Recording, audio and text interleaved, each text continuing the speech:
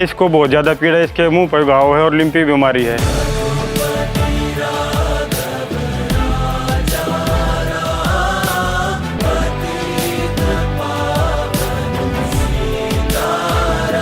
ये बीमारी ऐसी है तो केवल बाहर से नहीं खाती बल्कि अंदर से भी खा जाती है। तो इनको इतना दर्द होता है कि ये बता नहीं पाती है। इस वायरस में बड़े सारे केसेस ऐसे हो रहे हैं जिनको इलाज नहीं मिल रहा और वो अपने प्राण त्याग रही है। तुम करुणा के सागर, तुम पालन करता, पर जो जुल्म है करता वो कहाँ तुमसे डरता।